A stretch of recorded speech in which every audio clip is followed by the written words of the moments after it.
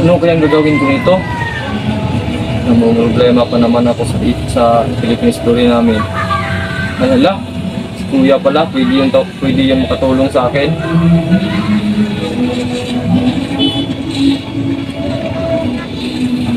Ba't hindi ko sumasagot? Try ko din.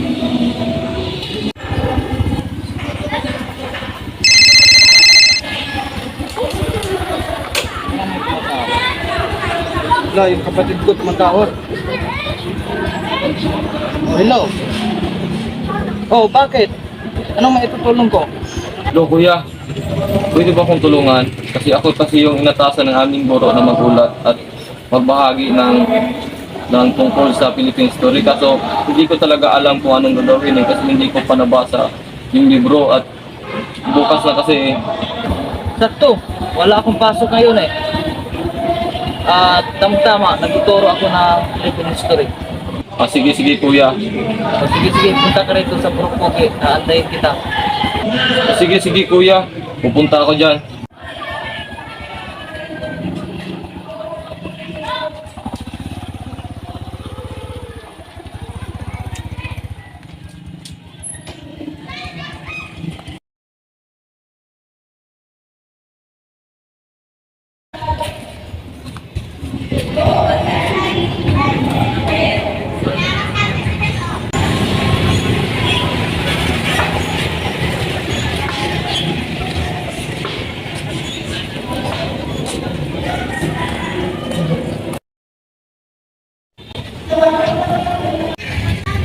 Oh, andyan ka na pala. Sige ka lang dito, pasok. Di po.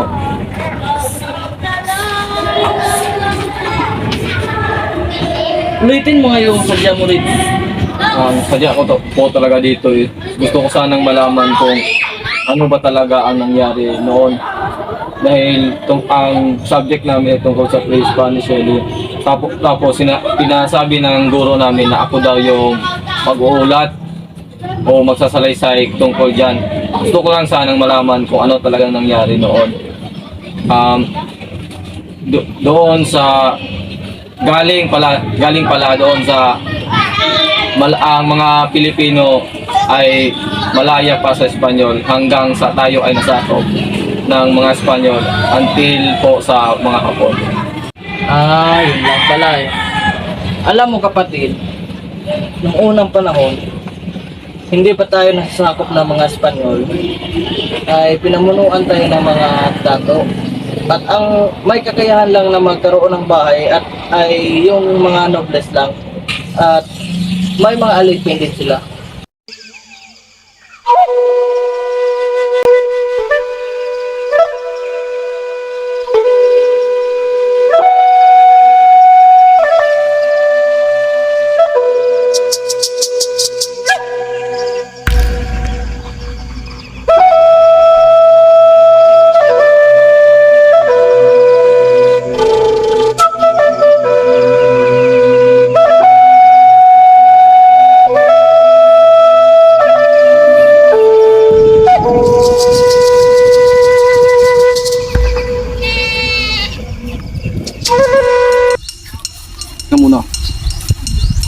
Aking sundalong ipa. At patawag mo ang ating umulahaw kang Kinji dahil may gusto akong sabihin bago ko rinanta sa ating balagan. Opo, masusunod, mahal na dato. Ako muna ipaparoon ng aking kasabi. Sige kapatid, ingat ka.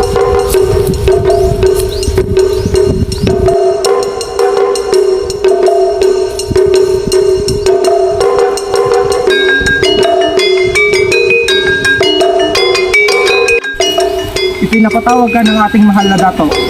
Ako'y paparoon na.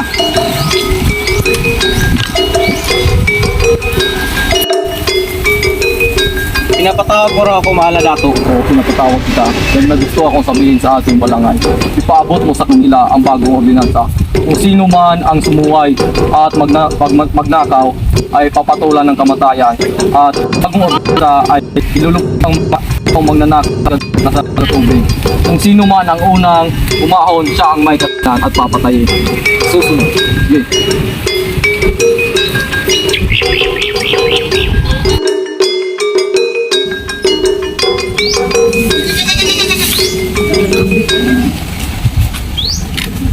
Bakit ikaw na parito? May gustong iparating ang ating dato. Mga alipin! Pumarito muna kayo!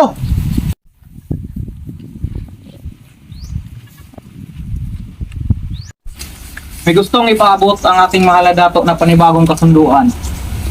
Na kung sino man ang makapagsasala at hindi magsasabi ng katotohanan ay dadaan sa kanyang paglilitis sa pamamagitan ng paglublob sa tubig.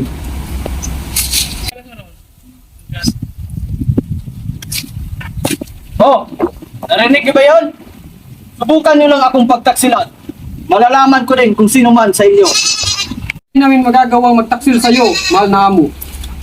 Oh, ano pang ginagawa niyo? Magtrabaho na kayo sa aming bukid. Ano mo ba ang aming gagawin para kami ay makapagtanim? Mga alipin, magtanim kayo sa pamamagitan ng pagkakaingin. Masusunod po, mahal na mo. Mga kapatid, tayo na.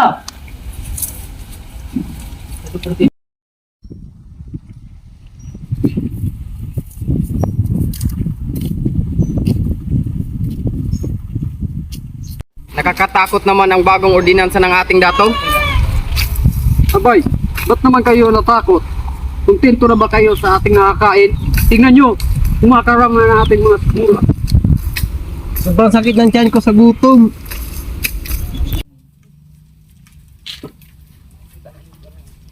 Mahal mo, pwede po ba kaming humingi ng kahit isang baol lang ng niyog na kanin para lang matustusan ang gutom ng aking kasamahan? Hindi! Ito'y sapat lamang sa amin ng aking anak. Pyra, kumaroon ka muna sa kabilang balangay at sandugan mo si Dato Humar ng isang kambing at alukin mo siya ng isang sanduguan, tanda ng aming pagkakaibigan. Masusunod, mahal na Dato. Sige, pumayo ka na.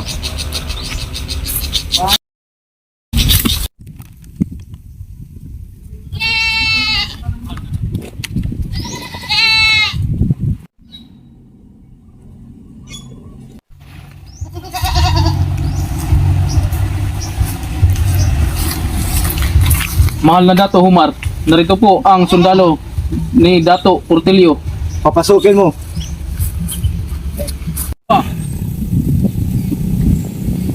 Ano ba sadya mo dito? Naparito ako mahal na upang magandog sa iyo ng isang kambing at pinapaabot ng mahal na Portilio ang isang sanduguan upang tanda ng iyong pagkakaibigan at pagtutulungan sa gitna ng anumang pananakop laban sa ating mga Pilipino.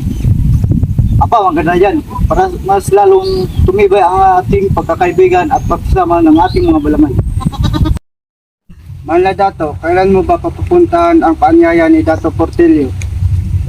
Pwede ngayon na at inundabo rin yung kambing sa pagsasalamat sa kanyang imitasyon.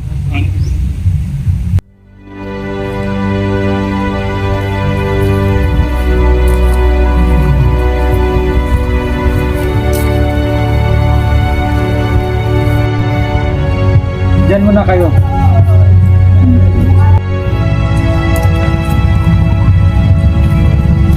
Nandito na si Dato Humar, mahal na Dato. Sige, patuloyin mo. Salamat sa pagkuha rito, Dato Humar, sa aking pakanyaya. Kapit mo itong kambing ating pagsasamahan. Salamat.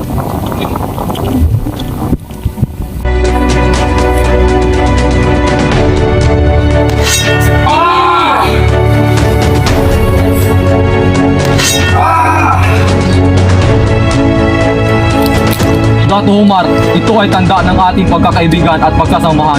At kung meron mang manakop sa atin, tayo magtutulungan. Ito ay isiping kasagrado kasunduan ng Dato Portilio. Kayo ba kapatid? Matitiis ko pa naman ang aking gutom, kapatid. Huwag na kayong magnakaw. Hindi ito pwede.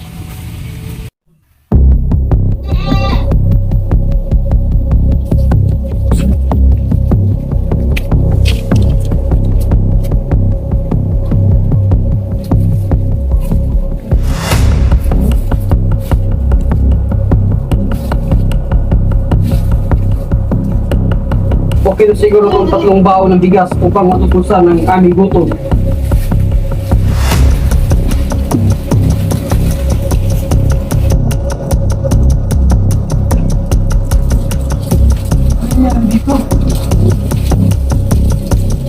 Ama!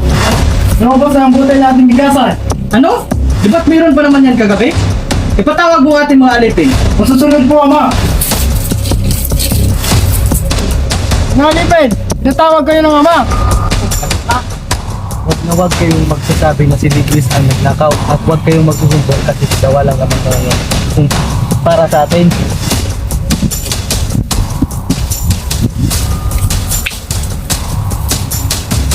Bakit po? Mahal mo.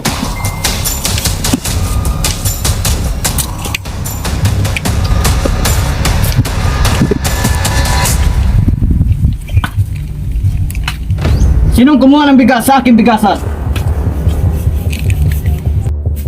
Hindi po namin yan alam, mahal na amo. Opo, mahal na amo, hindi po namin yan alam. Hindi ba talaga tayo amin?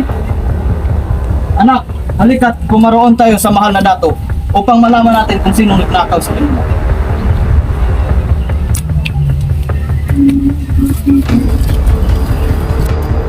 Lang si Ligris dito. Huwag kayong matakot.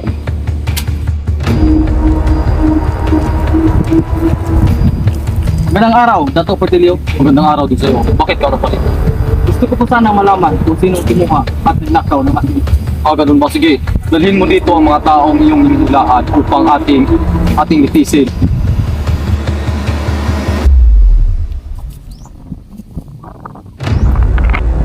Basta pa kayo umami.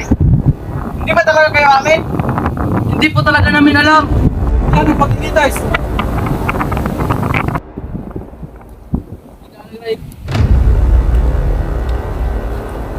Mahal na dato, pero mga dayuhan gustong sakupin tayo.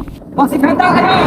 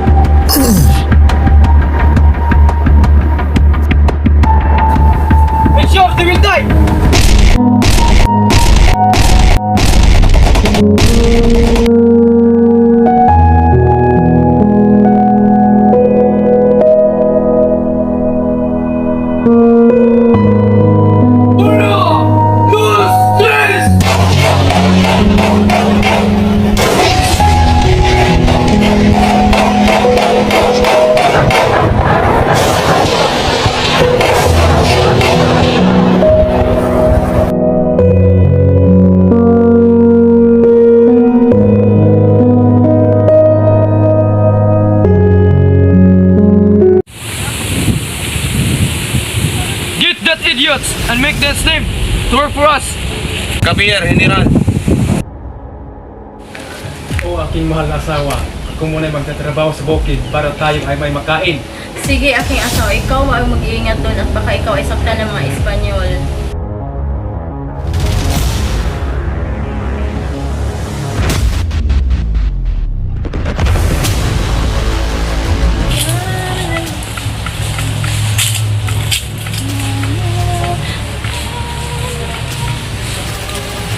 Top actor. He was very beautiful girl. You want to taste it? Yes, why not? Hey lady.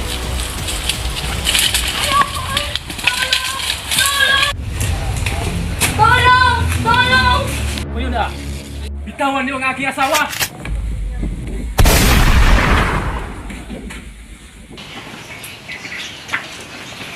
Magandang araw sa iyo. Saan po ba kayo pupunta, may mahal na pare? Ako muna ay pupunta sa bukid upang puntahan ng ating mga kaibigan nga nag-alsa ng dahil sa pumumuno ng mga Espanyol upang kausapin sila at bibigyan ng mga lupain at mga hayop upang hindi na sila nanirahan sa bundok. Abay, maganda po iyan. Mahal na pare. Pwede pagbuhan si mama? Okay, sige. Halika. You.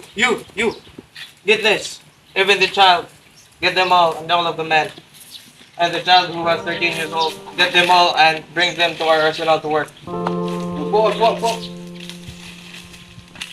Parang awa ko niyo na po.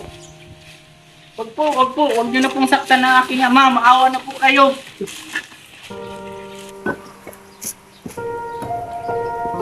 Tay, sobrang gutom ko na po.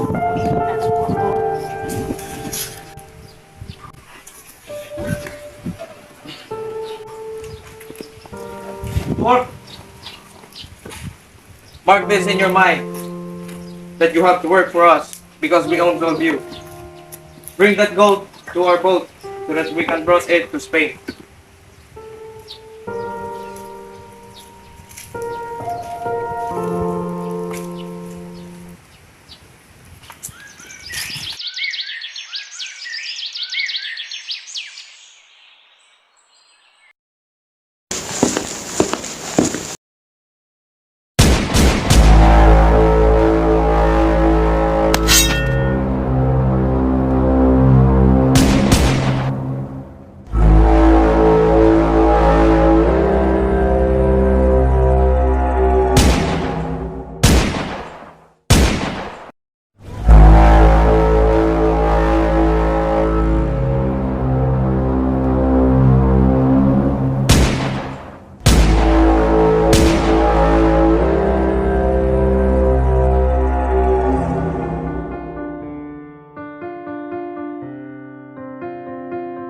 We're starting to lose. We have to abandon this land.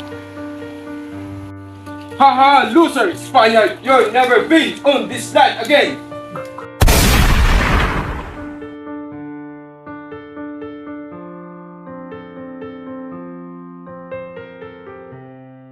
Stand up, and you are safe now. Maraming salamat po sa tulong niyo.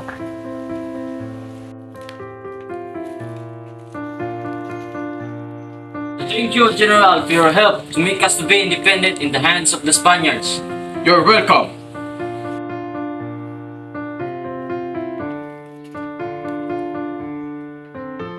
Pinaryo, ibalita mo sa ating mga kababayan na tayo ay malaya na sa kamay ng mga Espanyol at upang maipasagawa ng ating watawat. Masusunod po, mahal na Pangulo.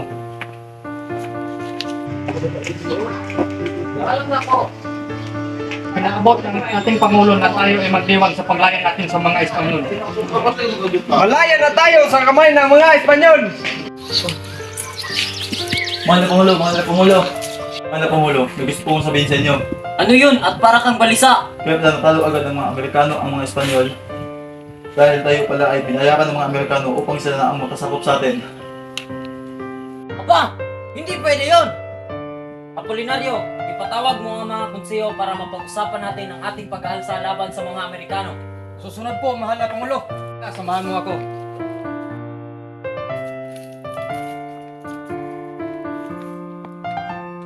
Kami tinatawag, mahal na Pangulo. Oo nga, mahal na Pangulo. Para naman ba ito sa ating unang pagdiriwang, sa ating unang kalayaan? Hindi. Pinatawag ko kayo dahil sa mahalagang adikain. Pinagtaksilan lang pala tayo ng mga Amerikano. Binili lang pala nila tayo sa mga Espanyol. Kailan ba tayo mag-aalsa laban sa mga Espanyol, Pangulo? Kailangan pa muna natin maghanda.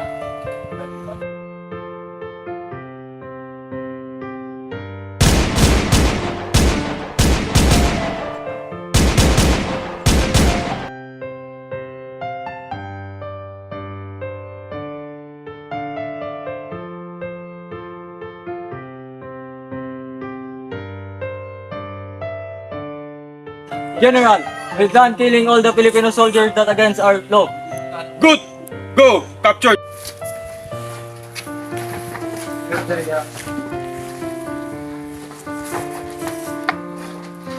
Naway maging gantimpala ang ating kasarilan para sa mga sakripisyong ginawa natin.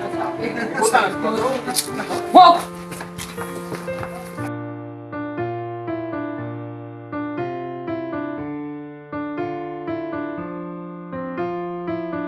Hey child, come here.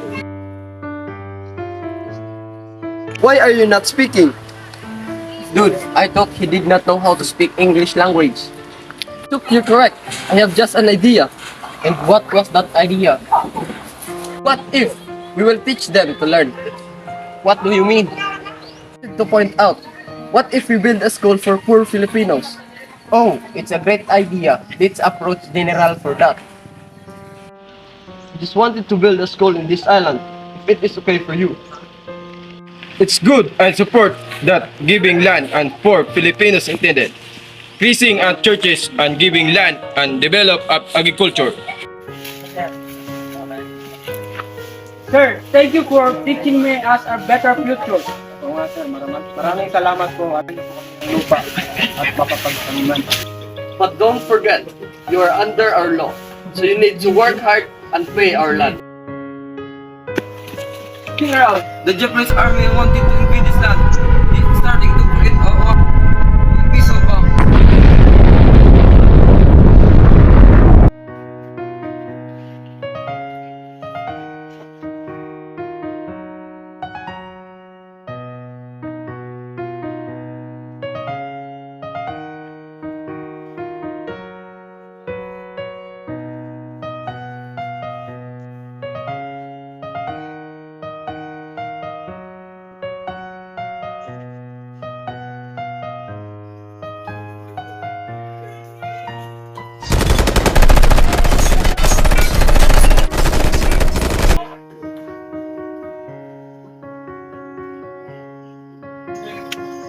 We have to surrender! We can't take this too long!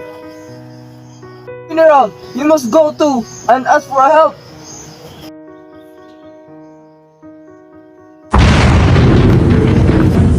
You have a chance to surrender or else we will break your head. Linji, ni, San, Yun. Suko na po kami.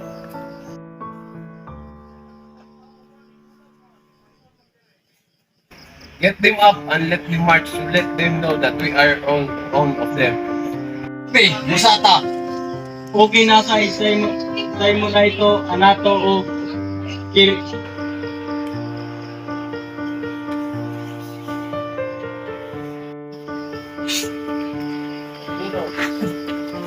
them. I will not fight them. Loko na kami. Malimigap ko na nakita ng kababayan namin.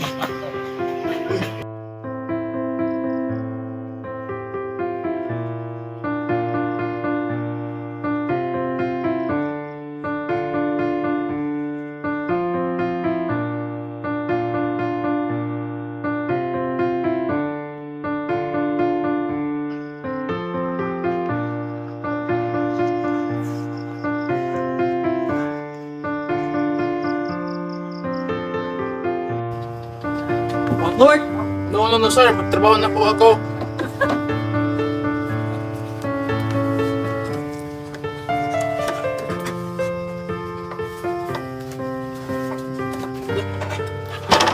Magtitiis muna lang tayo. Makukuha din natin ang ating kalayaan.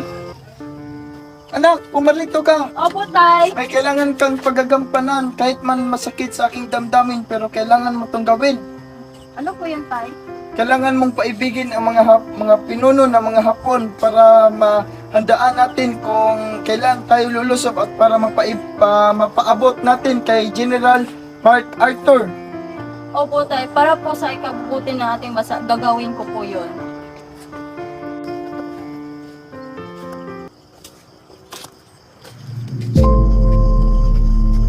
Kaya mo pa palaging gawin aking mahal?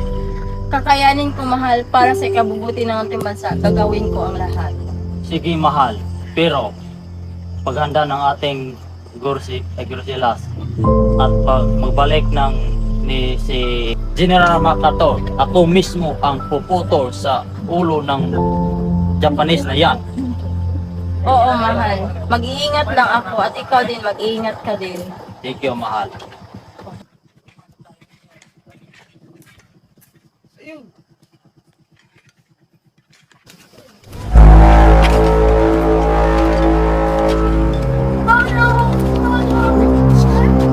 Tulong! Prepare for a very big occasion. I want to marry this Filipina girl. Ipinatatawag mo raw ako, Largo. Tungkol ba ito sa handa ng ating mga Pilipino sa kalayaan ng ating bansa? Oo. Thank you for coming here in Philippines, General. You're welcome. Thank you, General MacArthur, for helping us again to get out this land and the second chance. This will be a great privilege to us, all of the Filipino soldiers, to your support for the war equipment, all of our fellow Filipino are truly, fervently to say thank you to all of you. Malaya na tayo sa pagka-alipin bansa.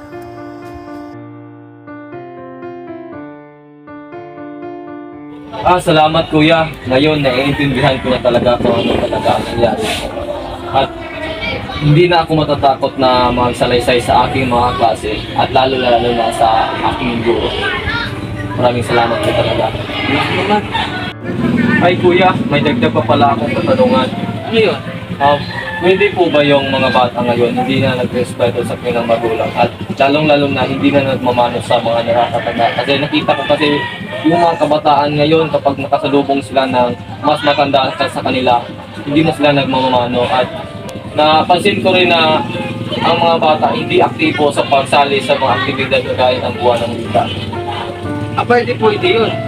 Dapat natin igalang ang mga mas nakakatanda sa atin. Dahil yan ang ating ugaling na Pilipino. At lalong-lalo na sa ating mga magulang. At lalong-lalo na sa kanilang pag-aaral. Dapat maging aktibo sila sa mga aktibidad ng paaralan. Dahil dyan lang natin maipapakita sa kanila ang pagpapasalamat natin sa ating mga bayan. At kung saan tayo nagsimula, kung ano ang kanilang pamamaraan sa pamumuhay noon at kung ano ang kanilang kasuotan. Maraming salamat po talaga sa mga sagutan sa aking katanungan kuya. Ngayon, nalaman ko na talaga kung paano papahalagahan ang ating kultura bilang isang Pilipino at igalang ang nakakatanda sa atin. Sige, ako muna ipaparoon na kuya. Sige, mag-ingat ka. Opo.